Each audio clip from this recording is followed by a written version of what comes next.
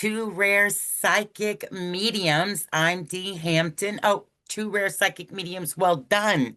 I'm Right. Dee Hampton, and this is my co-host. I'm Erica Silvers. And today's guest is Megan Crouch. Welcome, Megan. I'm so excited to have you. Thank you. I'm excited to be here. I'm sorry that I missed our first opportunity. Life happens, and Life happens. Yeah, it does. So, Megan and I met probably a little over a year ago, I would say. And we met because of a reading I did for Megan to connect with, I believe it was your dad. Is that right? And then we just sort of developed a friendship over the last year, touching base here and there. And Megan is one of those people that impresses me on so many levels because I look at you, Megan, and I see someone who is extremely developed, very advanced spiritually. And I know you do things like quantum healing, Akashic records, past life regression, just to name a few, right? yeah, I have a long list of things that over my 51 years of life I have learned and have developed. And I started with martial arts, and there was a lot of my instructors were very much into healing as well as like the martial aspects of things. So like I've been doing some kind of energetic work since I was probably 20. Wow. That was going to be my question. Like, what has this journey looked like for you? Like, what started it? Was there something that precipitated you? And then, and because the reason I say that is your knowledge of so many things, Megan, like intergalactic stuff, even, I don't even know how to put it into words, all the things that make you so magical. I don't either. So um, I think in like 19 or 20, my friend and we were in college, and we were looking for some kind of physical activity that we could do together. And she had done martial arts when she was younger. And so we were going to do that together. And she ended up canceling, and I went to the appointment that we had with the school. And um, I watched my first class, and the instructor came up to me afterwards, or the owner, and talked to me, and I was like, I'd really like to do this, but I'm a college kid and I don't have the money right now until I get my tuition check, at the beginning of the year. And he was like, don't worry about it. He's like, if you really want to be here, just come. And I was like, okay. And by the time that month was done, I was hooked because, it was physical, it was mental, it was emotional, it was um, energetic. And that was like the start of everything.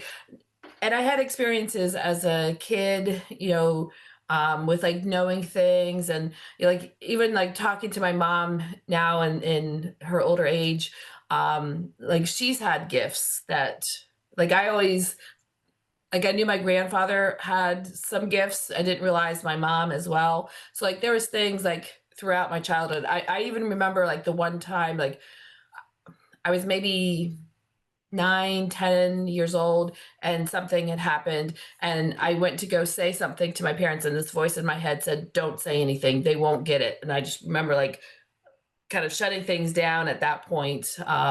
It's like it's not another voice, it's your own, right? Because that's how I was. I'm like, okay, well, I'm hearing things. I don't think I'm thinking things, but I couldn't figure it out for a long time. Yeah. but The it, knowing. yeah, it was like that thing.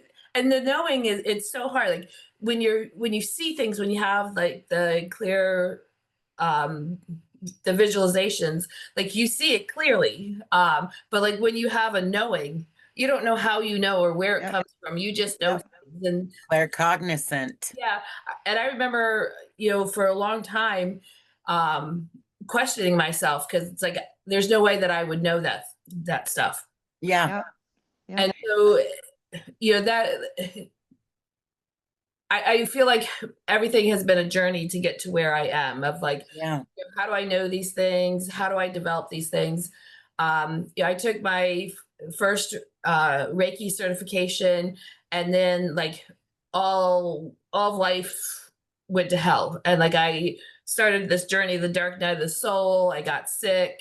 Oh, Like I was having weird visualizations and I was having all this stuff. I thought I was like rotting from the inside out. Um, and you know, the negativity and having to bring myself out of that, and kind of heal myself on an energetic level, that then started this whole process. And I met all these spiritual healers in the Raleigh Durham area, of North Carolina, and um, got into Akashic Records, and the Linda Howell's pathway prayer never worked for me. so can we stop for a minute and explain what the Akashic records are for our viewers who don't know? Yeah, so the Akashic Records is like the library of your soul. So it's past, present, and future. So like the past is things that actually happened in some incarnation. If you don't really believe in that stuff, it's generational stuff. There's a history of things that have happened that, in our generation is coming to that culmination of we either continue that pattern or we break that pattern. Then there's the future stuff of what's possible.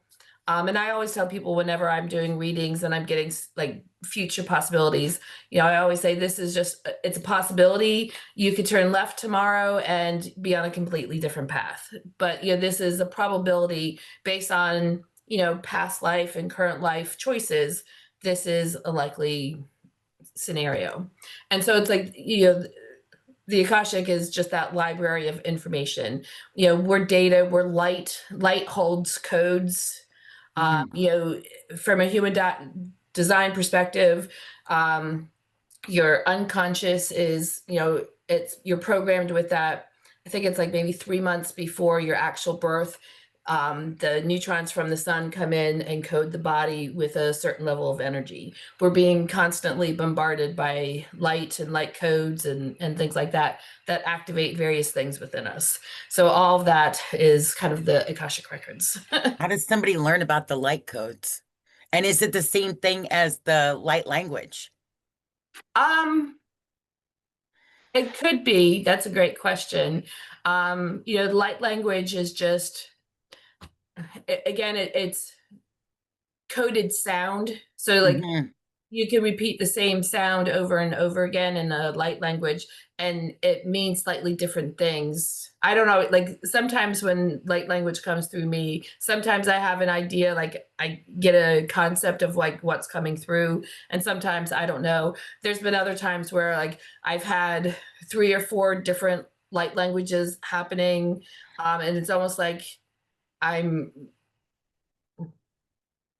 I'm channeling a bunch of different beings that are having a conversation through me. Uh, Wow. like that's been an interesting experience. Can I ask you something on that? I don't know if it's the same thing, but do you know what the dog whistle is in UFO talk? Do you know what I'm talking about that? I don't. I mean, I know like the dog whistle is like a sound that's would be above what normal humans would hear. Yeah, no, it's something different. It's UFO related, so I didn't know if you knew anything about that. No, it's not. I mean, I know like star beings, but I'm not necessarily up on like the UFO stuff.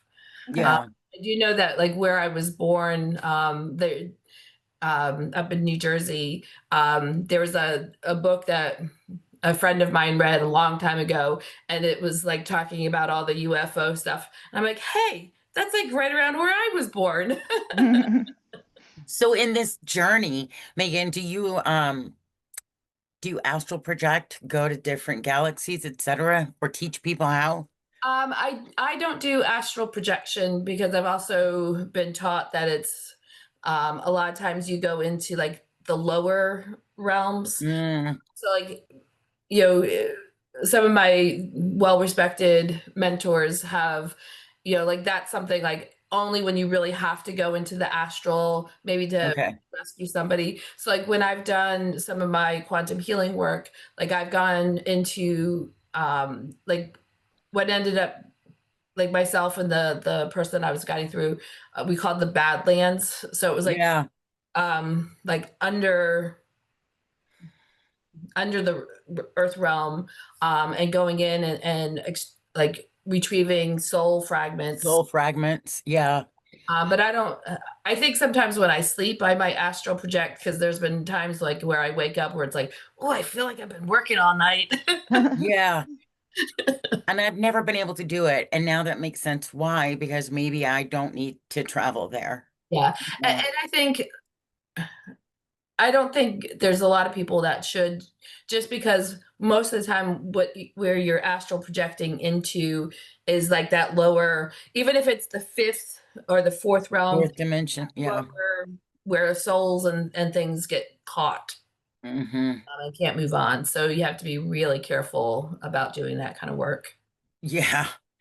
What about, how did you learn about quantum healing and what was your training on that? And what does that mean, quantum healing? Do you do QHHT? Is that what you do? I don't.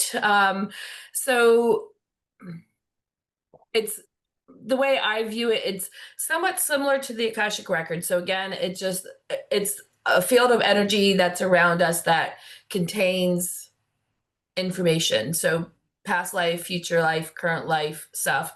It's also like the way that I look at, and I often combine the two together. So the Akashic is like the book of your life, Yeah. past, present, and future. And it's kind of like it's stuff that's been done.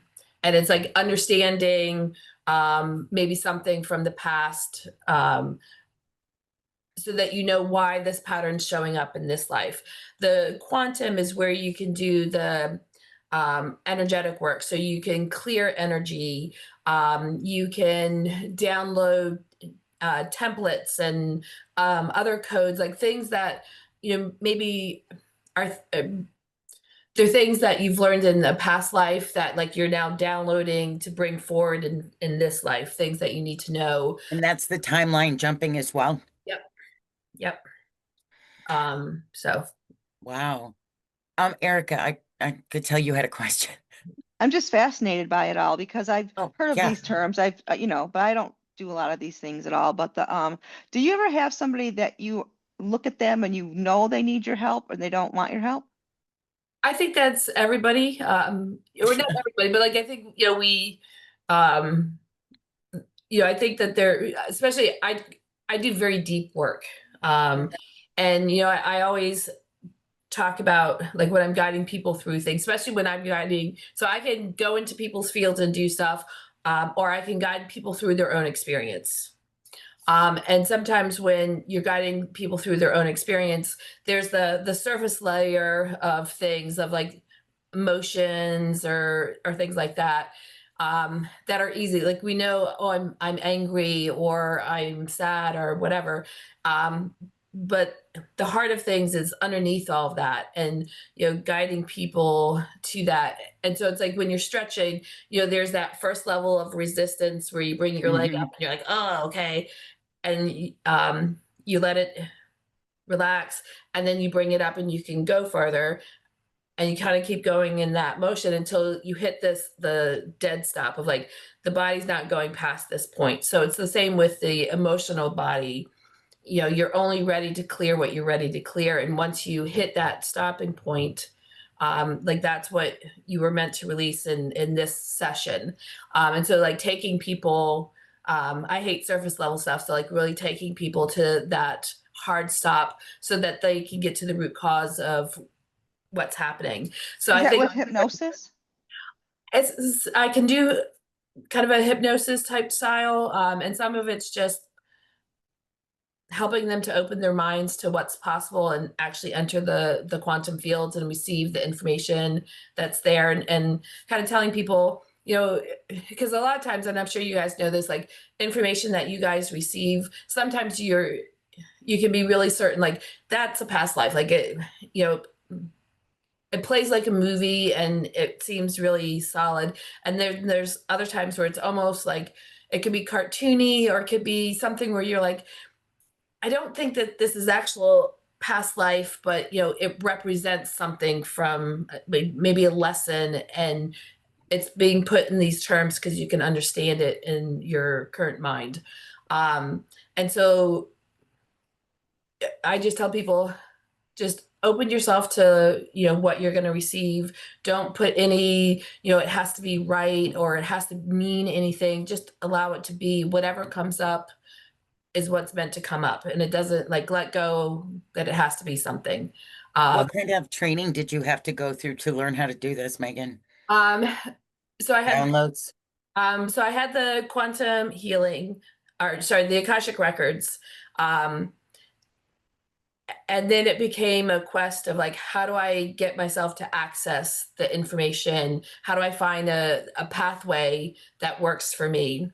And then I had some friends, a friend that I went to massage school with, who met these two women out in California, and the one woman did quantum healing, and so she was offering training, and I signed up for that, and then all of a sudden I was able to start to access things in that multidimensional realm. So it wasn't the Dolores Cannon method, so to speak. No, It no. was a whole was it similar concept? I think so, from the little experience that I've had with her stuff. And I'm gonna apologize, my little kitty's coming through. It's all fine. I mean, this is what happens when we're live. Things just happen. Yeah, so Did you get a new kitty? yeah, her You name's did. Tasha. Mm, Oh, congratulations. Oh, she's Aw. beautiful. yeah, she's got a really fluffy tail. Oh, Aw. I love her. I'm glad. I know that probably helped your healing. Yeah. Um, So you took the quantum healing, and then was it easy for you to assimilate and just start doing? Yep, I was starting to receive information. I think also around that time, another friend got me into access consciousness. So Mhm. the bars, and so you have to sit there and hold points on somebody's head. What did you think about that? Do you like that? I've had it done once and I felt nothing. Really, the first time I had it, so before I said yes to the training, I was like, I want to have a session because I don't want to waste my money on something that Yeah. I'm not ever going to be able to use. And when the woman started, it was like I had a vision of the old card catalogs and cards just flying out of my head. Whoa. I was like, whatever the F this is, sign me up. Wow. So I think working with somebody else, so combining things, as you're holding it, you're clearing. So you have the implant band, so you're clearing the implant band, and you can say, I destroy and uncreate all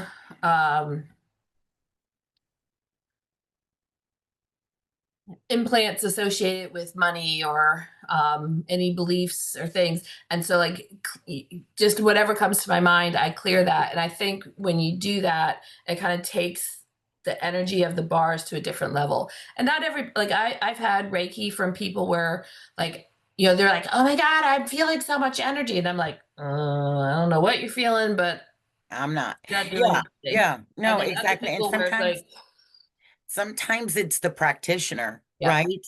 And the energy flow of you receiving and them giving. And it's not always, I mean, the energy is always powerful, right? But it doesn't mean it's always right for the person that's receiving it. They've got to be open as well, too. Yep. So, what is your favorite of all the things that you do? What would you say is your favorite? So my favorite thing, it's called, for lack of a better word, the teacher that I learned this from calls it quantum healing. And it's like taking somebody through a modality where they're accessing their records, and the intention is that they're trying to clear a pattern. And so it's taking that pattern into the fields and asking the quantum fields, Akashic records, all that, to show you where did this pattern originate? So it's about getting to the root cause. And you can't go into someone's records without permission, right? Yeah, you shouldn't. Yeah. Like some Kind of people, an ethical thing. yeah, yeah. And so like I'll be in the fields with them, and then guiding them. So that's where like sometimes you know the healing work borders on coaching because it's like it's asking the questions because sometimes like one of the things that I've experienced and I don't know if you guys have as well, there's the belief like I'm bad, I'm wrong, I'm whatever it Right. is.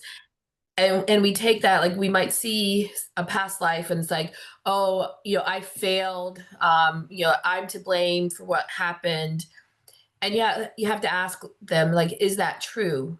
Because we've been gaslit, you know, because we come to this planet and we forget who we are. Right.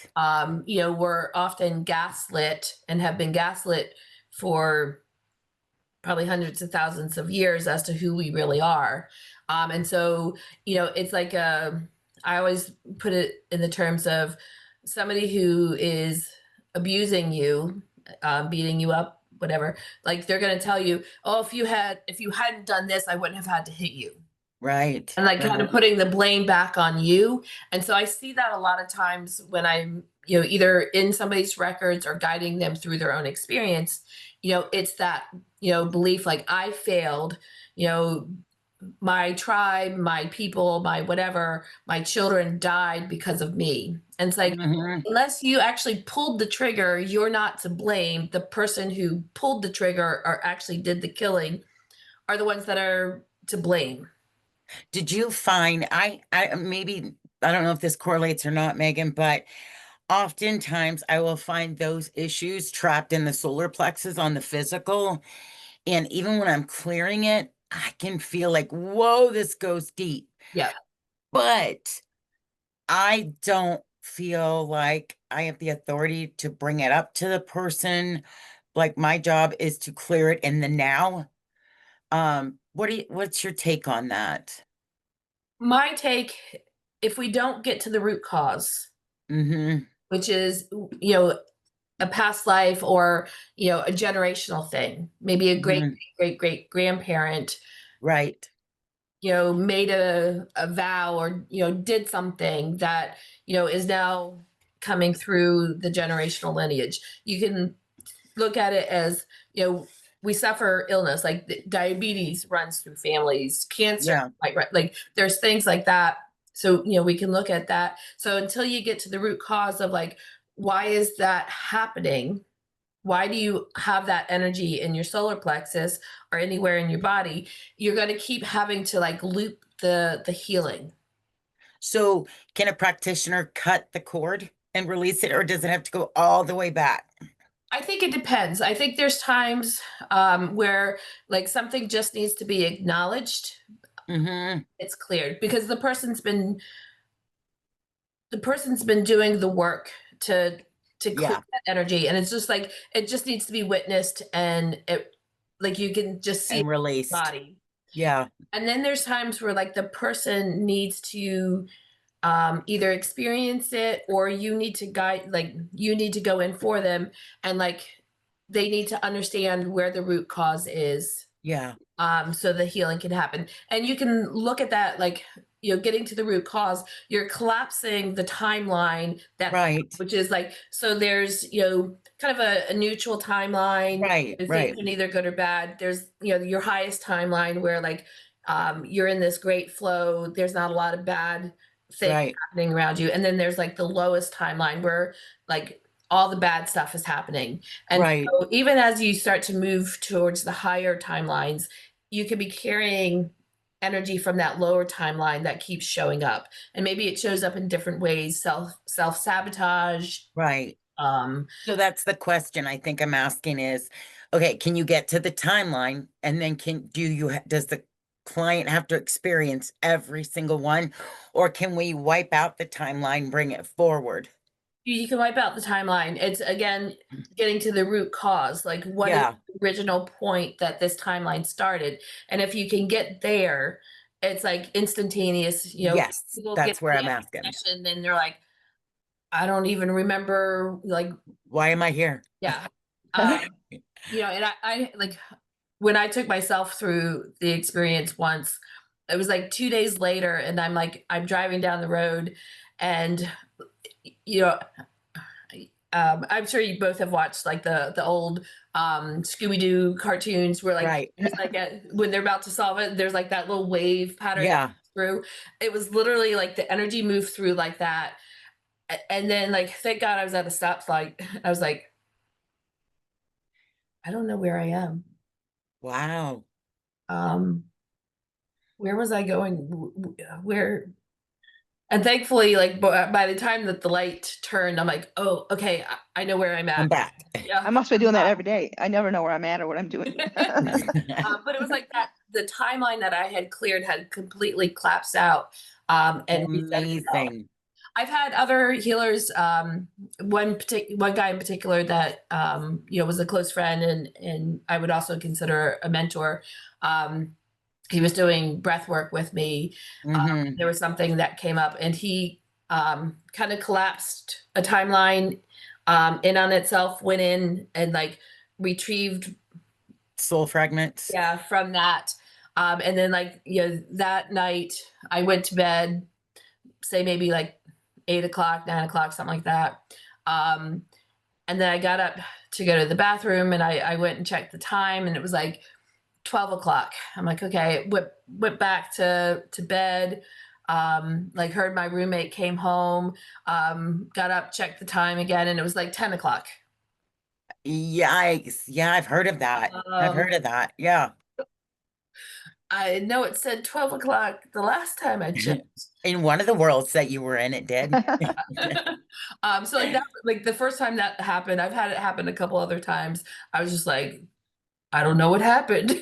And it was later I was telling my friend about it and he's like, oh yeah, like I collapsed time and I'm like, okay, that would have been I nice. brought you forward. Yeah. Yeah, that's some really deep work Yeah. that you do. And it's intense. Like I said, I didn't even know how to put all of this into words. Like I'm following what you're saying and I'm understanding it, but I don't know how to describe this. I don't either. And it's a struggle, like from a marketing perspective. Like when people say what you do, like, or ask what do you do, I'm like, How do you condense that, right? Yeah, exactly. Erica, did you have some questions? I know we kind of rambled there for a minute, or at least I did. Yeah, so you have a lot of things: quantum healing, Akashic records, past life regression, intergalactic. Is that what does that mean? Intergalactic work, intergalactic. it's working with like star seeds, Oh, okay. that kind of stuff, like whatever, Okay. whatever and whoever comes into somebody's session knowing or even being able to say like the Arcturians are really good about or no, it's the Syrians that are really good Experience. for like healing work. So like asking them to, go in on that energetic level and heal the person, like psychic surgery. That's the word I was looking for. Okay. Oh, wow, that's a new one. I never heard of that. Yeah. No, but you're a starseed as well, Megan. Yeah. I'm gonna call it. You are. Um, like I feel like a strong connection to Pleiades with you, but also I also feel with you a strong connection to Atlantis. Hmm. I don't know why. Do you resonate with either of those? I resonate with a lot of things. Also the Lyrans. Lyrans, yeah. So like I said, like I have a lot of different light language dialogue or dialects that come through. So I have a feeling I've probably been Right. many different star seeds along the Yeah. way. That resonates. And then what's going forward for you? Are you going to be learning anything new, taking classes, or just letting it simmer? Um, I don't know. I feel like I'm at that point where it's like unless a class comes up where it's like, whoa, I want that. Like I feel like I need to really sit with everything that I know and that I do, and how do I start to put it together to really help people. Like since I started massage school, I started down a path of like getting into leadership. Um, and it's really about like how do we use our intuitive gifts that have also often been like, oh, you shouldn't be so emotional, or you shouldn't be like this, that are the very things that leaders need to actually hold, I think, to move us forward into, like, whether you call it the new earth, a higher consciousness. Like, we need people who have the skills that we have, who have the empathy, who can, like, actually connect with the people that they work with or who work for them. And, not to coddle them, but to say, like, hey, like, I'm feeling something that we talked about today didn't really sit with you. Let's talk about it. Let's have a conversation, so that we can understand each other and be open to having those conversations. So I think, in order to do that, like, we need to do this deep healing work, because we've been in our like false ego, our wounded ego for a really long time. And it's been driving everything that we've been doing, from, war to violence against people. And, which is why it's so important to me that we get to that. What's the root cause of all of this, so that we can release those timelines, heal ourselves, and really be able to step into the higher consciousness that we're embarking on. So, Megan, something that just kind of came to me intuitively as you were speaking is, I feel like for you, it's almost like you're holding this torch and you're going around passing the torch, teaching others how to do it. That makes a greater collective consciousness. And I mean, I don't know if you were considering the corporate world for this type of thing. I'm not sure, but it I doesn't feel like, right. like, I'm open to it. Like, so when I left my first corporate job, I was like, I'm done with corporate. There's no way in hell I'm going back to Yeah. corporate. Because it was just it always felt like everything was a constant battle. Yes. And then, I had to go back into corporate after COVID. And the place that I ended up working, there were a lot of people, and especially a lot of the women, who had started to open up spiritually, Hmm. during those 3 years prior, who, like, they were burnt out, and looked for alternative ways to heal. Um, and so I'm like, oh, I saw a hope, that, like, they need better leadership training, on how to, like, how do we handle all the emotions that are happening? How do we support people? How do we create collaboration, like, within teams and across teams, where we're focused first on the people?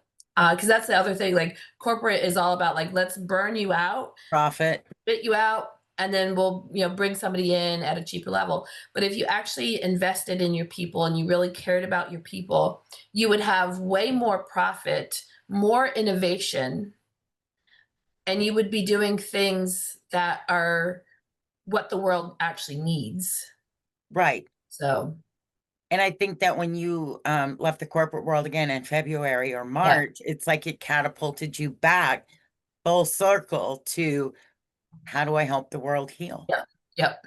And it's now just like, how do I say the right words to reach the right people, to bring them in? I think the right people find you, Yeah, and I think that it's just like this guidance, this internal guidance, the people that need us find us kind of thing. But I see what you're saying about from the real world marketing perspective, how do I package that? yeah. Well, And I and it, get that. yeah, and it's challenging because, like, oh, what problem do you solve? Well, what problem do you have? Here's my menu. Pick. So if somebody wanted to book a session with you, Megan, how would they reach you? Um, I am rebranding my business. So, like, my old website, Wise Warrior Coaching, I let that go. My website, once I finish creating it, will be megancrouch.com. plain and simple. Again, the focus on professional, personal development, focusing on leadership and wellness. So right now they can reach out to me through Facebook, Instagram, LinkedIn. Okay. And then I have a calendar link that people can start to book. And what's a price range? What do your prices vary? Like, what does that look like? Anywhere from, I think like I have some things 169-ish. I think I have a few other lower price points, but most things are like 169 and above. So like, Okay. there's sessions that I do where it's like 1 hour and I'm doing the work. And then some of my modalities where I take you through either a guided trance meditation or through one of the quantum healing modalities. Those can take up to 2 hours. Okay. Like really, because it's about going deep and Yeah. really giving people the time to let all the emotions, let everything come to the surface without rushing. When they're finished, are they an emotional heap or do they feel invigorated? I think most people, like by the time we get them back through to the end of the modality, feel empowered because you're basically, you can think of the like whatever pattern that they're trying to clear as like that's your old signature energy, and what Mhm. is the new signature energy that you're anchoring in. So like as they anchor in that new energetic signature, it's an empowering energy. I love that. Megan, thanks so much for being our guest. It was Yeah, thank wonderful to you. reconnect with you, and we'll talk soon. Great, thank you so much. Take care. Bye-bye. Bye. Bye.